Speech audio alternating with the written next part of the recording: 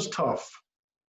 So okay, so man, what's in works, man? What's going on here with this story? Because I feel like we're doing our best to get it out there, but there's so much more uh, to actually reading it and seeing some of these documents, and I feel like this story isn't even close to even halfway told. I feel like it can be told on a broader scale, and if I'm not wrong, that's what's in works. It's in works right now. I mean, I've been told, there's a person that's out of LA, and that I think you've talked to her, and we've talked to her, and I think she's definitely moving forward for a movie on this. She knows it's a movie. There should be a movie on it, and she's all about the truth, and it needs to be told. I mean, it's going to happen. It's just a matter of time when it's going to happen, and how it presents. And there's a lot more I want to talk to you about the book and all that, and a lot more, if you want to do another segment or whatever. But when it comes down to it, it's about humanity.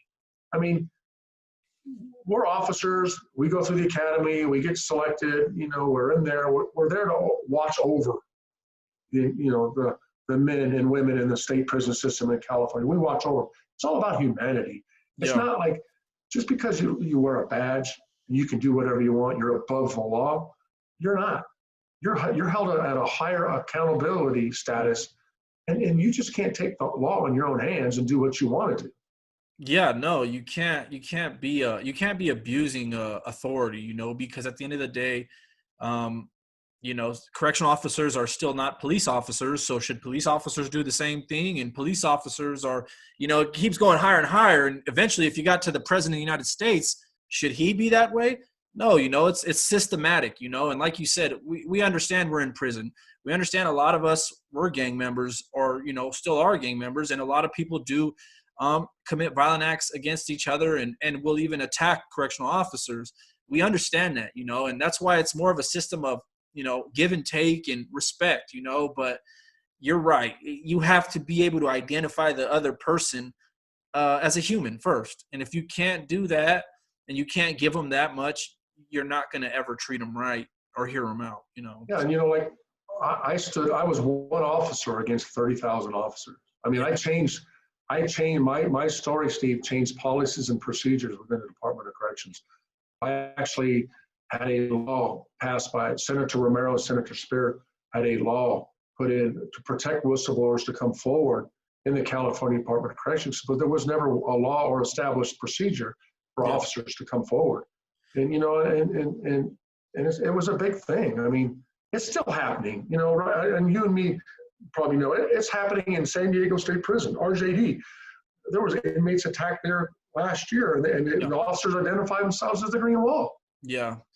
It's happening everywhere. I don't know how many prisons where I've been to where I've seen things, especially always being in the shoe and being in ADSEG. That we both know that's just a universal blind spot. And one big thing I used to always wish for or tell my cellies about, because I'd go on ranting about things. I would say, I wish there was cameras and some of these other ADSEGs. I wish there was more of an accountability, because at the end of the day, it's not as bad as it was, I'll say, back in, the 90s and stuff like that, but it could be better still, and I don't know. How do you feel about hearing that there still is Greenwall, or people, portraying that, correctional officers portraying that in this very day?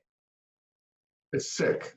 It's actually sick. Well, I mean, these guys are, like I said, correctional officers that took an oath, They're just rebounding off what happened in 2001 and 2004. They're just trying to keep it reestablished and have this thing keep on going.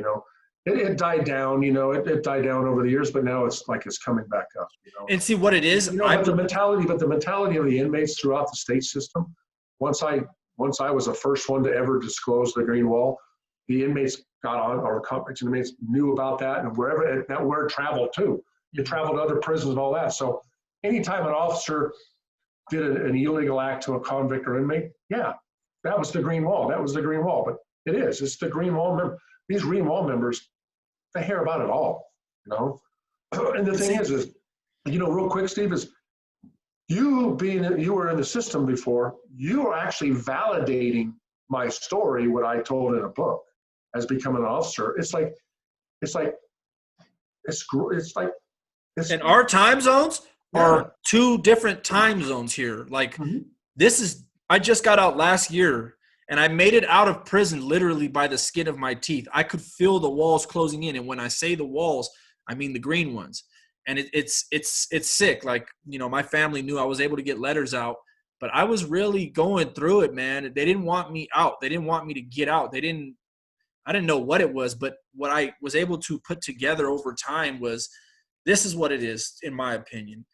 Now, you got these people come straight out of academy, right? And I've seen them. I've watched them change over time as they first come in, and then they deal with their senior coworkers and partners and stuff, and they get polluted. It's like that code that they pass down to the rookies, and you see them a few months later, and then they have an attitude now. They have a chip on their shoulder. They're no longer as I don't know, interested in conversing with you in a positive way. They have more short, abrupt tone to them, and they'll handle things different. And it's because it's an influence. It's a mentality.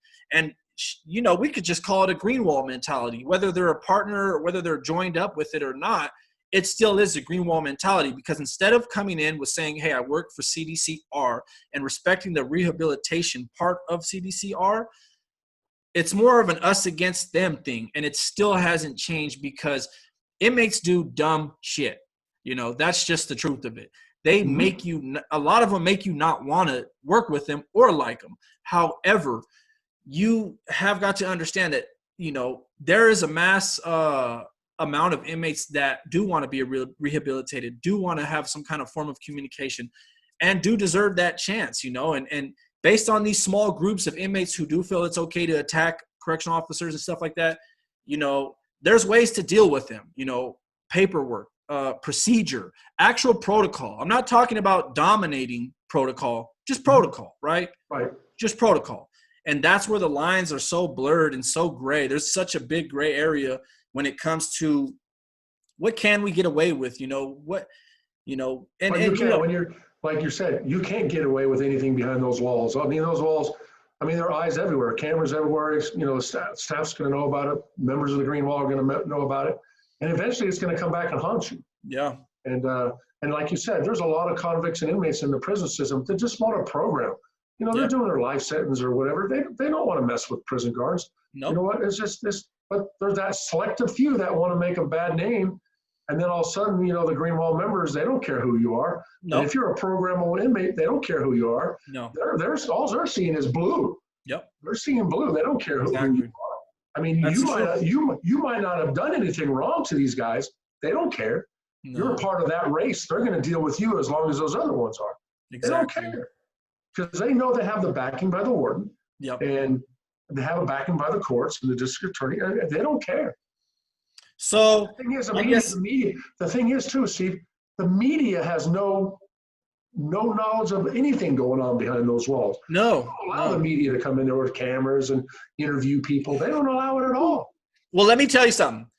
Okay, so I get mixed reviews around this area from the viewers. A lot of people have this mindset out here, which makes sense to a certain point.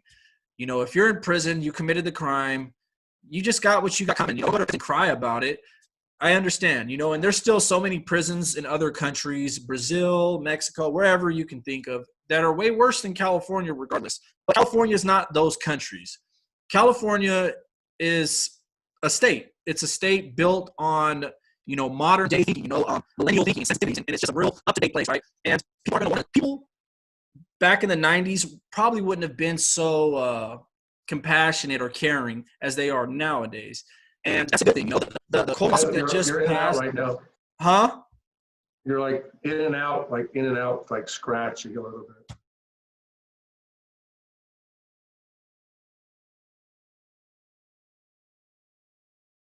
No, there's no sound. No sound. No sound.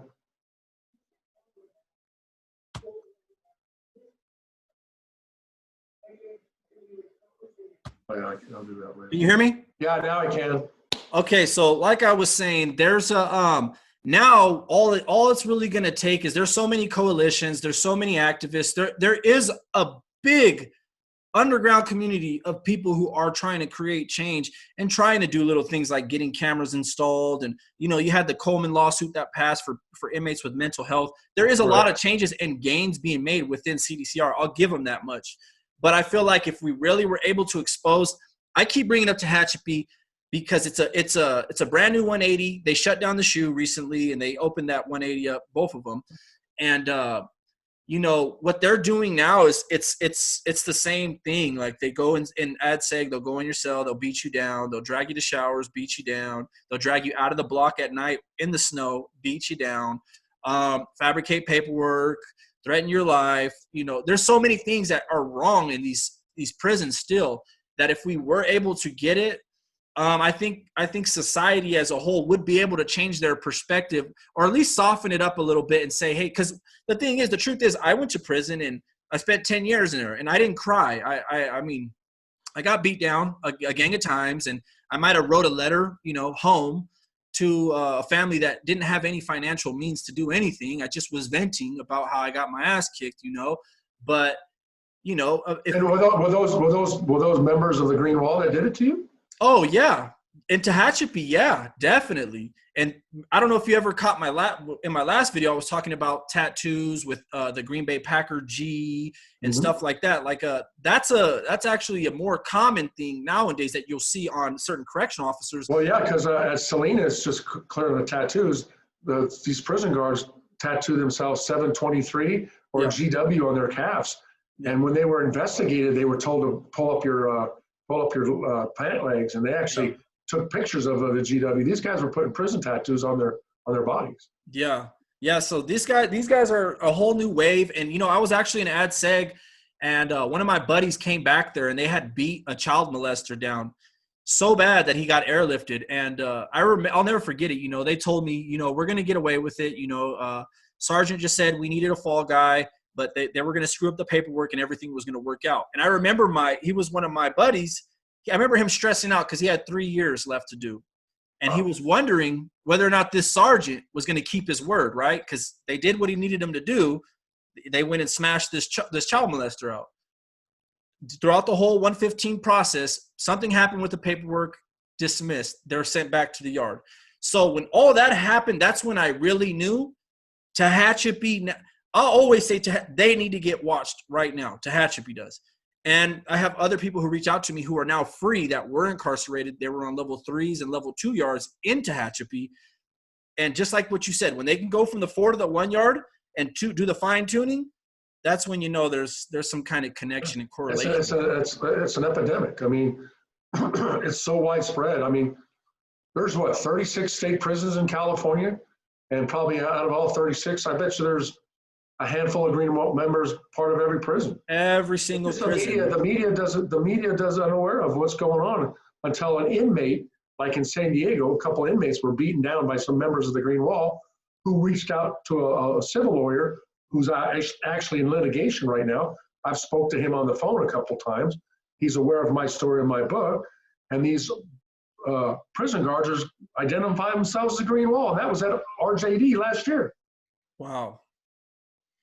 Yeah, man. I just like I said, if I can ever be a part of some kind of change, or pushing your story out there louder, I'll always do it, just for the simple fact, there's so many families that aren't prisoners but are related to prisoners, and so many families that are affected by it, and it's not fair to them, right? You say prisoners should go to prison and just do their time, and whether or not they're violent and mess up, it out of respect for their families, for law-abiding citizens, you can't beat another human being down and abuse your authority over them, because that's torture. That's modern day torture. And I'm sure if they could, some of them would probably be willing to kill an inmate and make it look like a suicide, which is not far-fetched, which has happened. But it's just like I said earlier, you being in the system for 10 years and actually seen it with your own eyes, these guys on the Greenwall members, and me putting in writing and actually starting the book, and before you didn't even, when you were in prison, Steve, did you know this existed? Not until I had that one cellie who explained everything to me that actually was attacked. That's when I knew about it. Yeah, it's the word got out, after I wrote the book and testified in the Senate hearings and all that. And then, you can't stop the newspapers from going inside the prison because my story was hit the LA Times, Monterey Herald. It was always in the newspaper. And yeah, no, your book puts it into perspective. It gives it a perspective that I don't think you'll ever be able to find ever again. I don't think you'll ever truly be able to get as in depth as you got. It's just I don't think it's possible anymore. I think with what happened with you, I think now CDCR altogether knows that can't happen again. That was a very, very impactful blow to the whole CDC, art when you testified and everything like that, and it came down and exposed them really. So that mixed with good.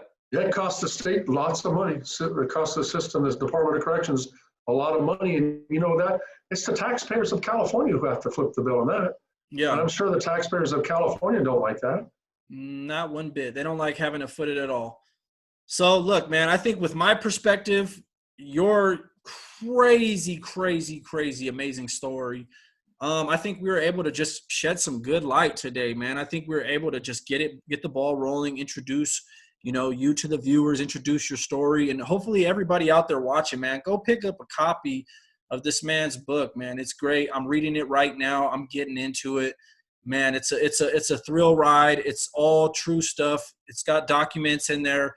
Your mind will be blown at what's going on. You may have somebody that you're related to. You may know somebody in prison. Whatever the case is, it's never a bad thing to educate yourself and make an informed decision or draw an opinion once informed. So once again, man, go ahead and shout your book out. Let the people know where they can get it at and go from there. It's the Greenwall by DJ Vodicka. You can get on Amazon.com, Barnes & Noble, but it's out there. And I just want to spread the word to everybody that knows what really happens in the Department of Corrections of California. And like I said, the California Department of Corrections in California, Steve, is the largest prison system in the United States. Yeah. There's no one bigger than the Department of Corrections in California. Yeah. And I still want to reach out to you and maybe do another interview with you again after you read some more into the book. And of course, you want to talk about more some good topics in the book. There's a lot of good stuff in the book that needs to be shared to the viewers and what I went through. I mean, after you get done reading the book, and just hit me up and let me know, and we can talk about some of the stuff where you're going to be blown away, and some of your viewers are going to be blown away. Yeah, I don't mind talking about it now. I don't know if you have the time to do it now. If there's certain crazy incidents that you went through, I'm more than willing to listen to them, man, because it's something that the viewers do need to hear, Yeah, there's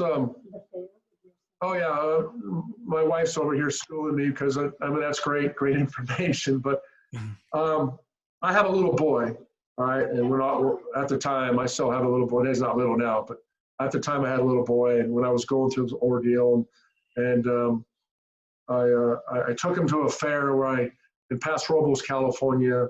They have the Mid-State Fair there, and he was like 5 years old at the time, 6 years old. And I took him there because, Daddy, let's go to the fair, because my mom and dad used to travel to Pismo Beach in the RV, and they wanted to see their grandson. So, Daddy, can we go there? Dad? I said, yes, son, I'll take you there. So I took him to the fair, and we had a great time. Went on the rides, and as I was walking out of the fair to go to my car, it was like 9:30, 10 o'clock at night. As soon as I stepped out of the exit of the fairgrounds, this guy jumps up off the bench, and he runs over towards me. He goes, "Hey, Vodicka," and I turn, and I look, my son's in my right hand. He turns and looks at me, and he goes, "You need to let this Greenwall stuff go. You need to step back and let it go, drop it, and all this. Just got into my face." And my little boy, 5 years old, sees it and he starts crying and bawling. And I swept him away right away. I called my mom and my dad on the phone and said, "Hey, I'm not coming down there. I need to get him back home." Wow. For his own protection. And yeah, it just wow, that was actually at a fair? That happened at a fair, huh? Yeah. And to this day, my son, he's now 25, he remembers a little bit about what happened. Yeah. Yeah, that's I that's got to kept be it from him because he was traumatizing. too young. Yeah, That's it was gotta be. traumatized for him, traumatized for me. Yeah, But no, you yeah. know, there's no right. Yeah, well, see, your trauma began with when the warden sat there and told you basically, I'm giving you direct order. You need to give me this report. Figuring out, I couldn't imagine what you were feeling when those guys had you sit in your office and they closed the door behind you and basically quoted your report. I mean, at that point, it's like you probably didn't even know how screwed you were, or you probably did. I don't know, but I wouldn't. I'd be like, wait a minute, what the hell? Because the I felt warden, like when they left, you know, and they threatened me and all that, and they were there for about 2 minutes or so, verbatim on a report, and I lost it, man. I remember when those guys exited the Saudi port, got back on their little golf carts, headed back up. I went outside and I lost it. I was screaming. I picked up trash cans and I was throwing it against the fence. And the guy up in the tower, the gun says, "Are you all right? You all right?" I go, "No, I'm not." And I'm just like, I'm done. I'm through. And, you know, I'm crying. My eyes are watering because I'm pissed and yeah, against the fence. And then the next thing you know, Lieutenant Lewis, who was in the book, you've seen his name, Greg Lewis. He hears about it. He comes storming out of his office. Comes down there and goes, "What's wrong? What's wrong?" And I told him, he says, "You're going home. You head home. You stay home for a while and then we'll get back to you." And then that same night, the inspector general that same night comes down to my house and talks to me because I was done. I'm a marked man. and what I did was you have to do as far as like your cell phone? Did you end up changing your number, throwing the damn phone away in the trash, or because I'm sure at no, that point, I ended up changing my number and only select a few had my number. yeah, And I was scared, Steve, because when I went home, I was single at the time. I wasn't married. I was single at the time. And I went home. I had a house up in Lake Nacimiento, which is past Robles, California. I was up there about 80 miles away from the prison. But prison guards live down in that area, part of the Greenwall. yeah, And I was still scared. I watched my surroundings at all times. I remember going out and looking under my car and making sure there's no damn bomb under my car yeah, yeah. or just anybody watching me or following me. Oh, yeah. My paradise, paranoia sat in. My beacons were just moving. So let me ask you, to this day, are you still dealing with any form of anxiety or paranoia or anything like that from that experience, or are you able to live freely and kind of conduct somewhat of a normal life? Well, I don't live in California. I know that. That's But props. I don't live in California. I was diagnosed with PTSD Mhm. from everything I went through, and I have to take certain meds every day to just to keep me at a level. Yeah. Um, yeah, it was rough. It was a rough thing, and oh yeah, going over the border. When I had listen, this is crazy too, guys. When I had a workman's comp case still active in California, and where I'm living now, I had to drive 700 miles once a week over to that area to see psychologists and psychiatrists because they couldn't find anybody where I live now in the state I live in now. They couldn't find anybody, so I had to make that drive once a week, twice a week.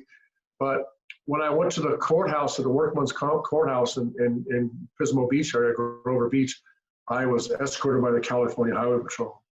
I mean, when I got to a certain place on the border, they picked me up, and then they escorted me to the courthouse. When I got to the courthouse, they had one guy standing out of the courthouse and one inside. The Workman's Comp judge ordered the California Highway Patrol to be there for my protection and his protection. Oh wow. Oh yeah, and I had to wear my vest.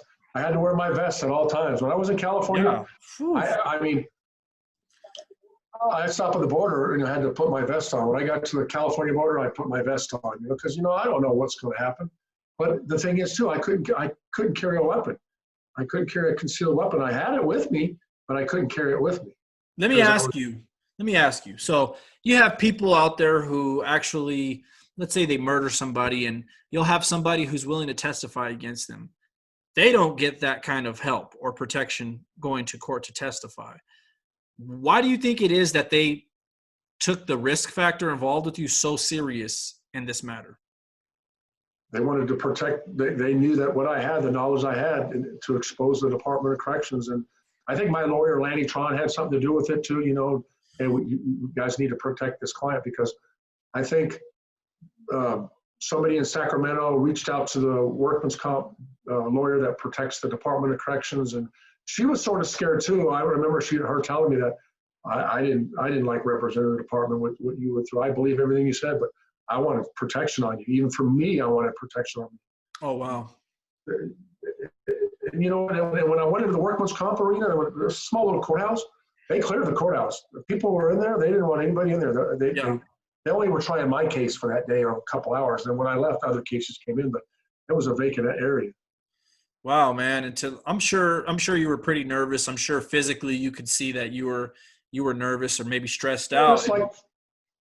And to see somebody of your size and stature, I mean, testifying to what you testified to and fear of your life and stuff, you know, I'm sure it was a validating sight, you know, that maybe this threat to your life was actually pretty credible. Yeah, because I remember calling the Department of Justice in Fresno one day, and I was told, hey, call the Department of Justice, let them know what's going on with you and all that. And I remember one of their agents called me and said, God, Officer Vodicka, I just can't believe you're still alive. And, you know, I'm like, why would she even say that? I mean, she goes, I can't believe you're still alive.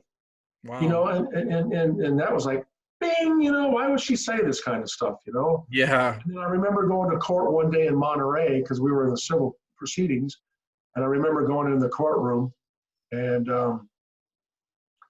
I went to the court with Lanny in front of the judge, and the judge wanted to know what's going on, the status of our case. And I remember walking out, and then I remember somebody touching me on my left shoulder, and it was the bailiff, Monterey County Sheriff bailiff. He reached in and gave me a sticky note. And on that sticky note, he said to the point, like, what you did is the right thing, and I commend you for what you've done. It takes a lot of courage for what you've done, and I commend you for what you've done. This is coming from a deputy sheriff in Monterey. Yeah. So, that's I mean, he realizes what I'm doing. I'm opening a can of worms and letting people know about it, you know. And it was tough. Man. And then me being in hiding, that was the scary part. I mean, I can describe it to you right now. I mean, it was up in Mount Shasta, about an hour north of Redding, California. I remember going in an off-road off Interstate 5, taking an exit, going over a bridge over Sacramento River, going through the redwood trees on pavement. And all of a sudden we come off a pavement in the dirt. Joe Reynoso gets out of the vehicle, the front vehicle. There's two vehicles, one following me behind him and him in the front. Getting out of the front vehicle, opening a gate. He opens the gate, and then that gate, and he goes along the dirt road, a real small dirt road along the trees and rivers. Another 5 miles in, opens up another gate. And then I remember going into the backwoods, and there's a front cabin, and then there's a back cabin. I was in the back cabin. The picture, I don't know if you saw the pictures in the stuff that I sent you. It's probably in the book. There's a cabin in there, and there's stuff. That's where I was for a good 5 or 6 months, and isolated. No electricity. The only thing I had was propane. Those little propane tanks. Oh wow! And a little bit of running water. Yeah, I was isolated. Well, the lady in the front cabin has worked with the Department of Corrections. Her name was Mary Ann. She's no longer alive. She died a few years back. But she's worked with the Department of Corrections to put other people similar to my situation in an area to isolate them, get them away from that area, public. Yeah, but it was beautiful, but it was the hardest thing there. The only people I can contact, Steve, was my son at the time, my mom and dad, my lawyer, and Joe Reynoso. And did you trust everybody who basically had you in hiding? Like, did you trust that whole circle, or were you iffy at that point about everybody? No, I was isolated. I mean, it was an isolated area. I mean, in order to get to me, you have to come through that. There's only one road in. Yeah, okay. I was isolated in between a mountain range. Oh, wow. It was. I trusted everybody there. Who was behind me and all that, you know. And another thing is these prison guards mentality. Why would they want to try to hurt me and they end up in prison, you know? So let me ask. Well, it's because they adapted this mentality of criminal. It's a criminal thought process, and they adapted that subconsciously or consciously. Who knows, right? My question to you. So what was the direct impact, the blow, aside from the financial loss that they took, you know, or taxpayers took in this case, and the exposing them. What was it that they suffered? What was it that CDCR really suffered behind this whole ordeal? Oh boy. Lawsuits. I mean, there was after I got there, the lawsuits were popping up left and right from inmates. Inmates Were were people getting, fired behind there were yours? people. Yeah, there were people resigned and terminated. It's just like the warden. I'll tell you about the warden. And it's in the book. It's in the deposition towards the back. The warden, we deposed him in Monterey, and when we went in there and deposed him, me and Lanny, I went to every deposition, and we were deposing him in there. And then there was a certain writer that worked with us, a guy out of Sacramento who did a lot of articles on me. He wanted a picture of the warden, so I said, we told him, hey, come on down if you want. This is where it's going to be. We didn't know when he was coming or if he ever came. But anyways, during the deposition, about halfway through the deposition, the door was open and where we were deposing at. He comes walking in with a camera. He starts picturing the warden. The warden got all scared. He got up, and he was on a cane. He was on medical leave. And he got up and he started swinging the cane at the camera guy. The attorney general got up and she started screaming at my lawyer saying, you set this up and this interview is over with. So she storms out of the room and she leaves her client in there by herself. She leaves the room and he's trying to take pictures and backs him up against the wall. The warden's trying to hit him with a cane, get away from me. So then she comes back and she says, this interview's done. We're done. We're not doing this anymore. No, Mr. Mike Laurie goes, wait a minute, Mary Kane. I got an hour left of Mr. Lamarck. Tony Lamarck was the warden. I got an hour left here. No, we're done. I said, okay, fine. My lawyer's laughing and all that. On the way home, he picks up the phone and calls the courthouse in Monterey and gets a hold of the judge and on his cell phone and told the judge what happened. And the judge goes, what? No, I need to have you and Mary Kane Simon will be at my office in a week. I want to set a hearing with you and Mary Kane in my chambers in a week. No problem. Anyways, they went up to the courthouse and they had an interview with the judge, and the judge basically told Mary Kane Simon, Mr. Vodicka and Mr. Tron aren't finished with Mr. Lamar. Yeah. You guys have to produce him. And she turned to the judge and said, well, it's impossible, Your Honor. And the judge goes, what do you mean it's impossible? He flew to France with his wife. He took off. He flew to France? He left the country. To France? Yeah, he left the country. Wow. He didn't want to finish the deposition because he knew he was wrong. And the Department of Corrections, after they found that out, they told him, when you come back, either you resign or we'll terminate you. And what did he do? He resigned. He didn't finish his career. No, he resigned. Yeah. Wow. As far as some of the officers, I know they were on a lower level or maybe internal affairs. Were any of them terminated or did they resign? Earlier, like I said, some of them were terminated and a couple of them resigned. They didn't want to deal with the headaches. So a lot of them were terminated, but like I said, the union, which is powerful, CCPOA, they fought and some person up there didn't think it was adequate for them to be terminated and let them come back to work, finish their careers out and let them get back pay, which is crazy. And but they know they've been labeled as part of the Green Wall. Yeah. Man, I actually wonder now if those guys are responsible for this new wave, this new reboot, Greenwall that's popping up. I wonder if it's some of those older guys who actually got, readmittance through union.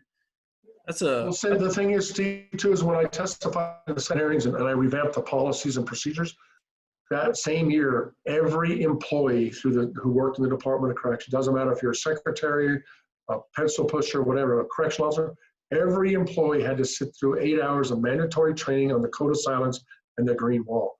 They exposed it to every training, and they had a memorandum come out that I have. Anybody who violates this policy will be terminated on the spot. Oh, wow. So they had to sit through a lot of training about the Code of Silence, the Green Wall. Yeah. Hey, I wonder if they implemented that into academy training, things of that nature to this day. They probably speak about it. I'm sure they speak about it, but I wouldn't know. I don't have any contacts in the academy or anything like that. But to this day, I'm sure they speak about it. But these prison guards, they're going to say yay on the badge. But when they get there, the veteran officers who are part of the Greenwall, like you said, they call us officers when we come into prison fish.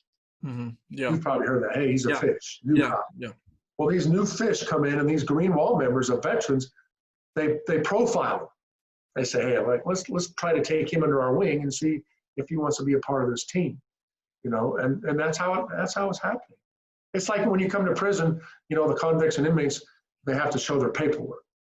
Show your paperwork to whoever you're with, what group. You got a certain amount of time to show your paperwork. Well, these prison guards on the Greenwall, these new members coming in, they're profiling them, and they're going to bring them in. It's like they're asking for your paperwork, basically. Same stuff. They want to know if you want to be a part of us, and if you don't want to be and if you weren't a part of them, they make your life rough. They won't back you. They won't help you if you have to self-feed. They won't talk to you. They'll shun you. It's almost like a fraternity. I see it. I see exactly where you're going with that. It's and it's crazy because every prison I've been to, I've seen it. Now, not saying that every prison I've been to, it's been Greenwall there. It's just, even if they're not Greenwall, they do adapt that mentality of like the whole fish CO coming in. Is he going to be with our program, the way we run things? I've actually one time heard two COs conversing about prisons, right? One was talking about transferring to Ironwood, and the other guy said, oh, I don't like that prison. Inmates run that prison. And so it's like, it's that mindset right there that just needs to be combated, through some kind of training. They should implement that into their academy training, if I say so, but will they? Probably not. I'm pretty sure they do. I'm pretty sure it's been implemented. They probably have a class on it, but about the code of silence, and then when all this Greenwall stuff came up, the code of silence, the union wouldn't even acknowledge that the Greenwall existed until I produced my book. My book's never been challenged. Everything in my book was just, I self-published it 10 years ago. That's when I wrote it, and it came out in 2009, so October of 2009, 10 years ago. And nobody's ever challenged it because everything in that book is based on true facts. The documentation I have just supports everything in that book. Yeah, it stands on its own legs. Mm-hmm. That's awesome. That's why the department they banned it from going in. I mean, I challenged the Department of Corrections. I kept on challenging. I got an ACLU, a lawyer out of the Bay Area. He said, you know what, we can challenge him. We can go through all this. And I don't know if I wanted to go through all that court stuff again, dealing with it. But, it holds its own value, and it stands for what it is. And like I said earlier, I control the rights to the book. And we've been told that there is going to be a movie on this, and they're going to pursue it to the end because that person knows there's truth behind it, and she knows that the Department of Corrections needs to be held accountable for their actions and tell the people of the state of California and also in the United States and in the world that this is what happens behind the walls when nobody knows about it. To this very day. Okay. Well, my friend, thanks for coming on. We will continue this interview. This has been a good one. I can make a couple parts out of just this one alone. But we will continue this interview and get more in depth to some of the stuff that you went through and were put through. But I just want to say thanks, man. Big thanks to you for coming on, sharing your story. Promote that book, man. We're here to help you get that story out. And, it's only a matter of time. I spoke with Gloria. Right? Gabriel. And, Gabriel. Oh, Gabriella? Gabriel. Okay, I'm sorry. I spoke with Gabrielle. And, I am convinced I hear 100% passion in her voice to get this up to where it needs to go. And this will make box office. You see all these prison movies coming out lately, and they have no real truth or fact to them. They're just stories with accurate, pieces about them, but they don't have what you have, which is a true life story and testament. So I do believe it'll hit box offices pretty soon.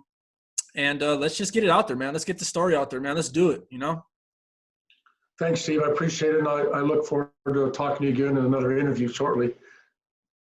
No problem, brother. It was my pleasure to have you on. You have a great day. You too, sir. Bye-bye.